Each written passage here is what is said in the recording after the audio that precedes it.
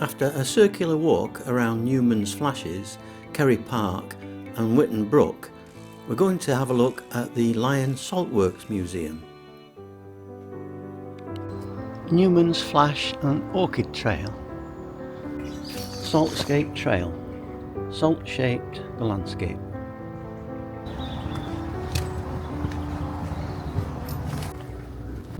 Lovely area. All these flashes are the result of salt mining.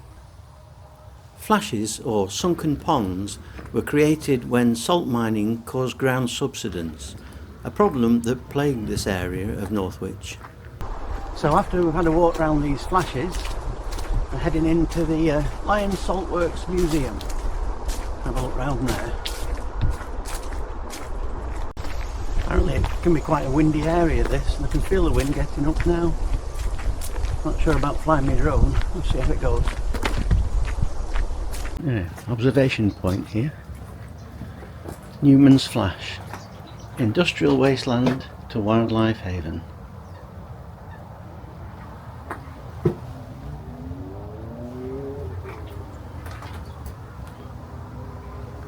So they've got these observation places everywhere.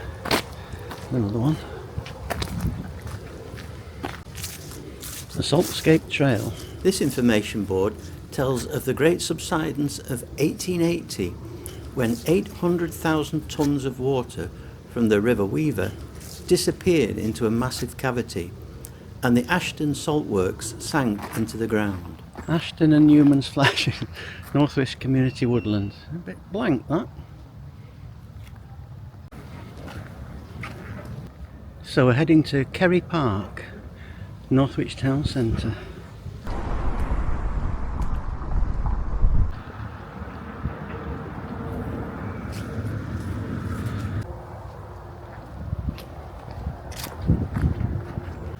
Here we are, Carey Park. I'm crossing the river again here.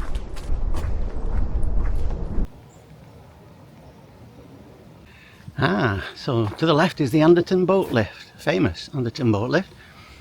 And then this way, Hayden Pool, Marbury Country Park, Witton Mill Meadow. I think that's the way we're going. Well, let's get the map out. We'll look where we are. Yeah, we're doing a right turn here. Yeah, we're good. So it's a right turn that way. That's this side. Anderton Nature Park, the San Martin Bank.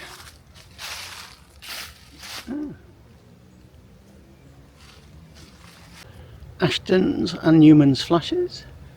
I think we want Neuman's Flash, so we'll do this left turn. Now this wooded area, it's like a spider's web. You really need a good map. It's easy to get lost and just turns left, right, everywhere. I think it's the right way. Oh, this is a different bird hide, I think. Yeah, the bigger one.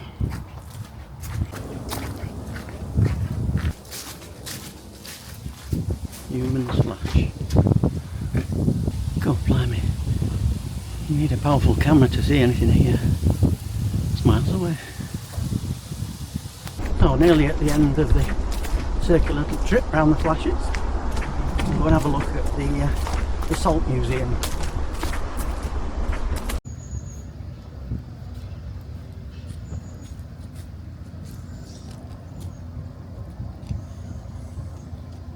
I'm trying to get out.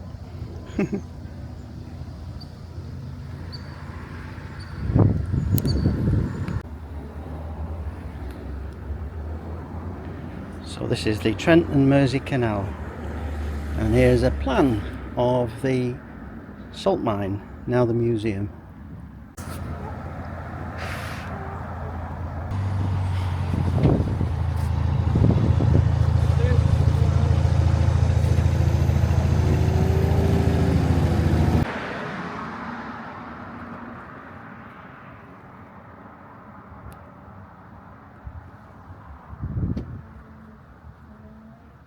So this is the original pub where it all started, and on the back of the pub we started mining for the salt. part of the museum now. The Lion open pan salt works were created in 1894 in the coal yard of the Red Lion Hotel. It was operated until 1986.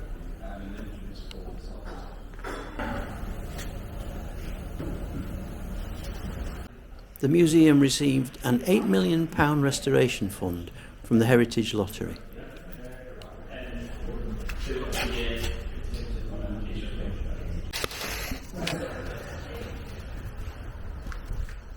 From the cafe, you cross over to the factory area and giant square salt pans.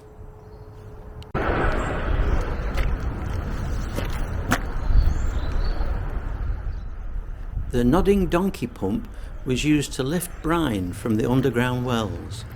It was a popular method of extracting oil. Small salt pans to boil the brine into salt crystals.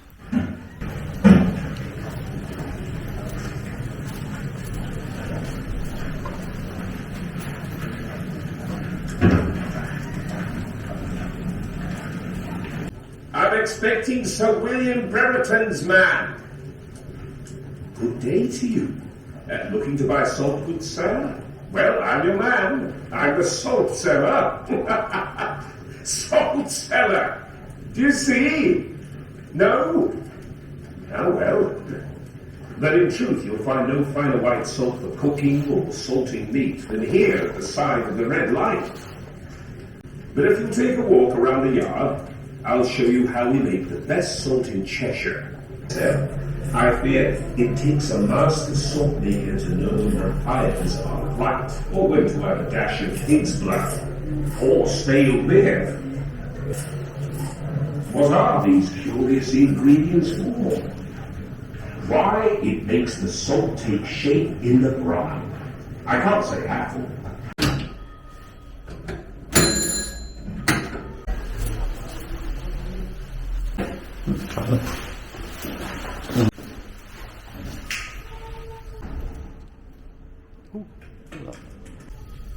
This little lost sheep? Lay off, Tom. It'll be the new apprentice lumpman Mr. Thompson we're talking about.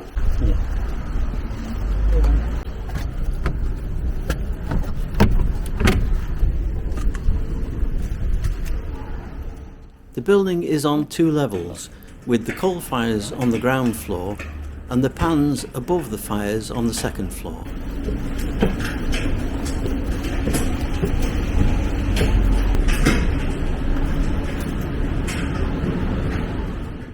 These giant square metal pans are heated by coal fires to extract the salt.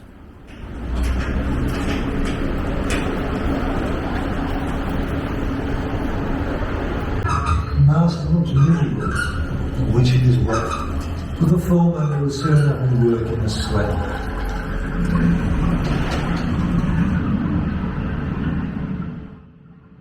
It was the job of the lump man to rake the salt and skim it into these rectangular wooden tubs. The tubs were then sent to the hothouse to dry. Well, Charlie comes in, but that's more than you'll find.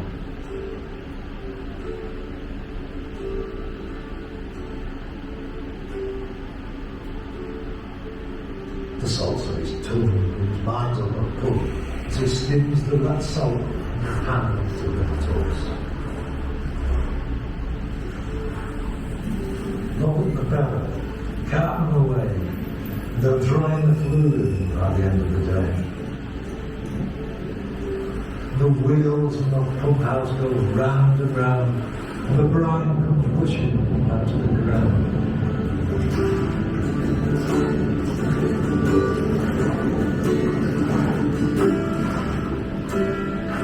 Oaks of white marble, standing in line, piled up in stacks, yet the salt's good and fine. Load the bargains, load after load, salt for the table, salt for the load, salt for the fire.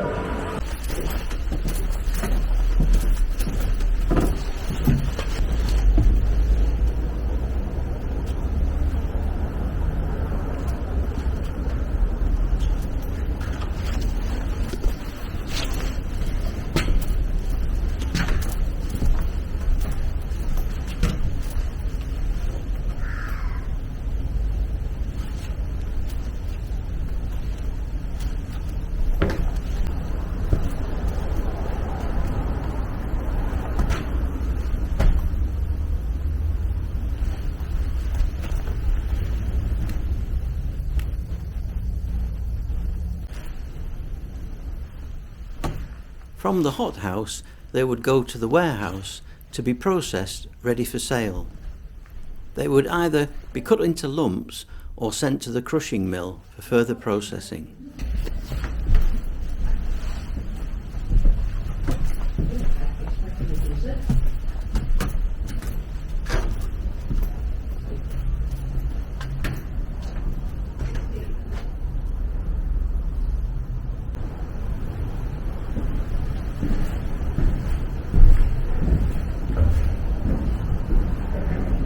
Sadly, some of the interactive demonstrations on this warehouse floor were out of order and awaiting repair.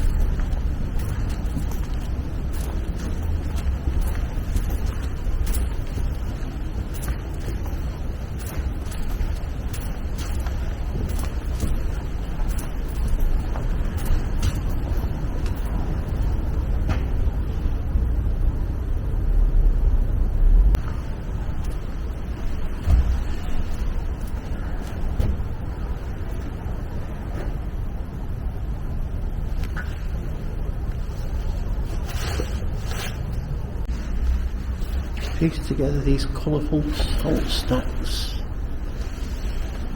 What's in there?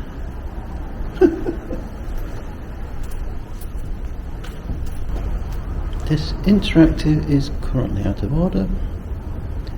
None of the interactives appear to be working.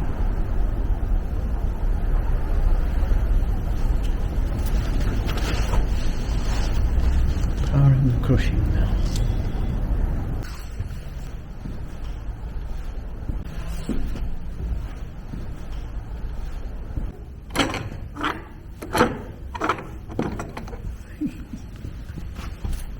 Firing the pan.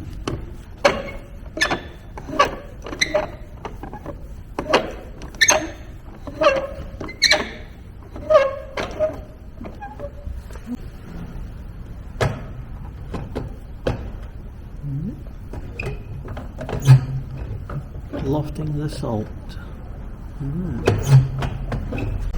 What's this? Cutting and packing area. God, that's completely corroded. That's salt for you.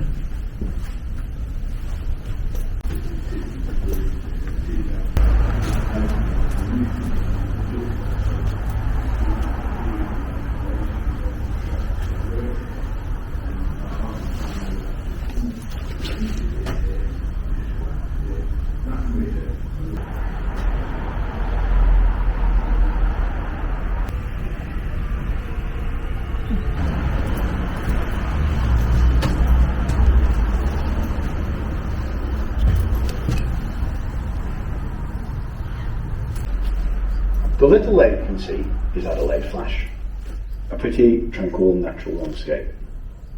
Except that it isn't natural. The view from this window owes its existence to one thing: the salt industry.